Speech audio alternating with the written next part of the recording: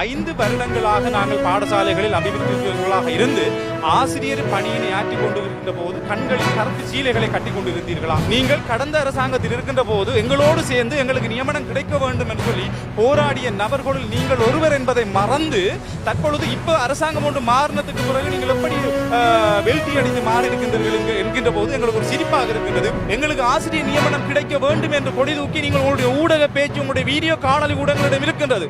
அது வேறொரு ஆளா?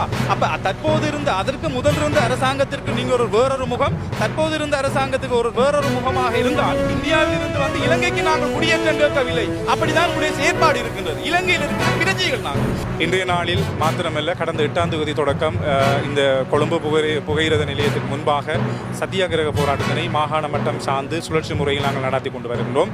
எங்களுடைய இந்த சத்தியாகிரக போராட்டத்தை நடத்துவதற்குரிய நோக்கம் கடந்த 5 வருடங்களையும் தாண்டியும் பாடசாலைகளில் அபிவிருத்தி துறைகளாக இணைக்கப்பட்டு ஆசிரியர் பணிகளை ஆற்றிக் கொண்டு வருகின்ற பட்டதாரிகளுக்கு கடந்த 3 அரசாங்கங்களும் தற்போதைய அரசாங்கங்களும் தொடர்ச்சியாக இழைத்துக் கொண்டு வருகின்ற அநீதியினை தட்டி கேட்கின்ற பொருட்டும் எங்களுக்கு ஒரு நீதியினை பெற்றுக் கொடுக்கும் நோக்கோடும் இந்த தொடர்ச்சியான இந்த சத்தியாகிரக போராட்டத்தை நாங்கள் மேற்கொண்டு வருகின்றோம். கடந்த அரசாங்கம் மாத்திரமல்ல தற்போதைய அரசாங்கம் கூட எங்களுடைய விடயத்தில் கூறுகின்ற ஒரே பதில் தான் என்று சொல்லி சொன்னால், ஆசிரியர் சட்டப்பெருமான கோவையின் பிரகாரம் நாங்கள் உங்களுக்கு ஆசிரியர் நியமனம் வழங்குவோம் என்று சொல்லி சொன்னால் அவர்களும் ஒரே விடயத்தை நாங்கள் கேட்கின்றோம். 5 வருடங்களாக நாங்கள் பாடசாலைகளில் அபிவிருத்திகளாக இருந்து ஆசிரியர் பணியினை ஆற்றிக் கொண்டிருக்கின்ற போது கண்களில் கருப்பு சீலைகளை கட்டிக் கொண்டிருந்தீர்களா என்பது என்னுடைய கேள்வி. காரணம், ஆசிரியர்களாக இருந்து நாங்கள் எங்களுடைய பணி தேவை, ஆனால் எங்களுடைய பதவியை நிரந்தரமாக்க வேண்டும் என்று கூறுகின்ற போது நீங்கள் பல காரணங்கள் கூறுகின்றீர்கள். தற்போதைய அரசாங்கத்தில் இருக்கின்ற முக்கிய புள்ளிகளாக இருக்கின்ற தொழிற்சங்கத்தினுடைய அமைச்சராக இருக்கின்றவர் கூறுகின்றார், நான் இருக்கும் வரைக்கும் இவர்களுக்கு நாங்கள் ஆசிரியர் நியமனம் கொடுக்க விட மாட்டோம் சொல்லி. நீங்கள் கடந்த அரசாங்கத்தில் இருக்கின்ற போது எங்களோடு சேர்ந்து எங்களுக்கு நியமனம் கிடைக்க வேண்டும் என்று சொல்லி போராடிய நபர்களுள் நீங்கள் ஒருவர் என்பதை மறந்து தற்பொழுது இப்ப அரசாங்கம் ஒன்று மாறினதுக்கு பிறகு நீங்கள் எப்படி வெல்டி அடித்து மாறி இருக்கின்றீர்கள் என்கின்ற போது எங்களுக்கு ஒரு சிரிப்பாக இருக்கின்றது. இப்படிப்பட்ட நீங்கள் நாட்டுக்கு எப்படி நன்மை செய்ய போகிறீர்கள் என்று சொல்லி சரிதானே? என்னென்னு சொல்லி சொன்னால் தற்போது ஒரு பெயர் சொல்ல முடியாத ஒரு தனியார் ஊடகத்திலே ஒரு பேட்டி ஒன்று கொடுத்திருக்கின்றீர்கள்.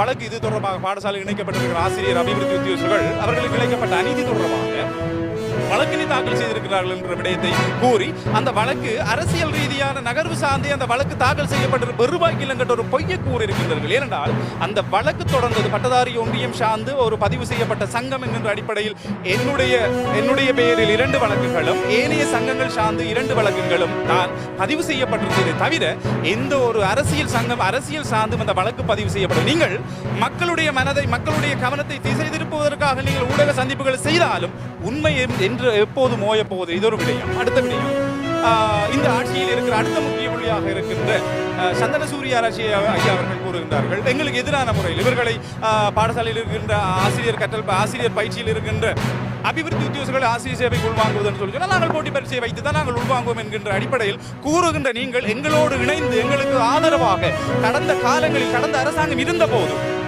கொடி தூக்கி எங்களுக்கு ஆசிரியர் நியமனம் கிடைக்க வேண்டும் என்று கொடி தூக்கி நீங்கள் உங்களுடைய ஊடக பேச்சு உங்களுடைய வீடியோ காணொலி ஊடகங்களிடம் இருக்கின்றது. அது வேறொரு ஆளா?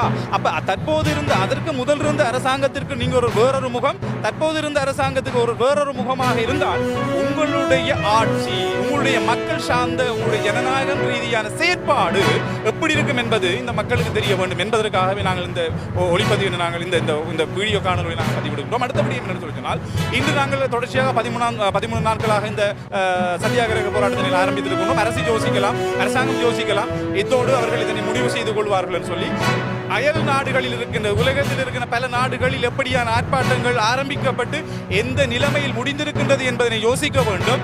நாங்கள் குறிப்பிட்ட காலத்தின் பிற்பாடு எங்களுக்கு சரியான நீதி வழங்கப்படவில்லையாக இருந்தால் இந்த ஆர்ப்பாட்டம் ஒரு பாரிய ஆர்ப்பாட்டமாக நாடளாவிய ரீதியாக இருக்கின்ற 16,100 பாடசாலையில் இணைக்கப்பட்டிருக்கின்ற ஆசிரியர் அபிவிருத்தி உத்தியோகர்களும் இந்த தலைநகரை முடக்குவதற்குரிய தயார் நிலையில் இருக்கின்றோம் என்பதனையும் தற்போதைய அரசாங்கத்துக்கு நான் ஒன்றை நான் இறுதியாக நான் கூறிக்கொள்கின்றேன்.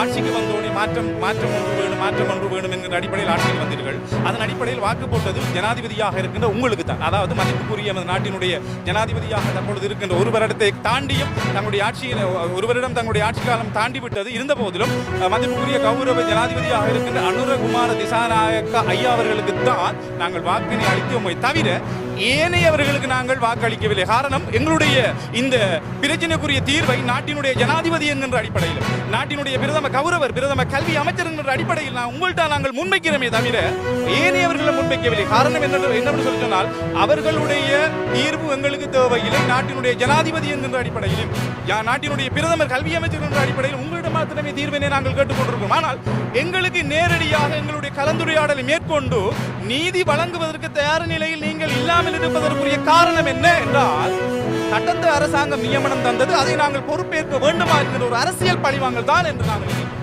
எனவே நாட்டினுடைய மதிப்புக்குரிய ஜனாதிபதி அவர்களே, மதிப்புக்குரிய கௌரவ பிரதமர் அவர்களே, நாங்களும் இந்த நாட்டிலே பிறந்து இந்த நாட்டிலே இருக்கின்ற பல்கலைக்கழக மானிய ஆணைக்குழுவினால் அங்கீகரிக்கப்பட்ட பாடசாலைகளில் படித்து பட்டம் பெற்றவர்களே நாங்கள்.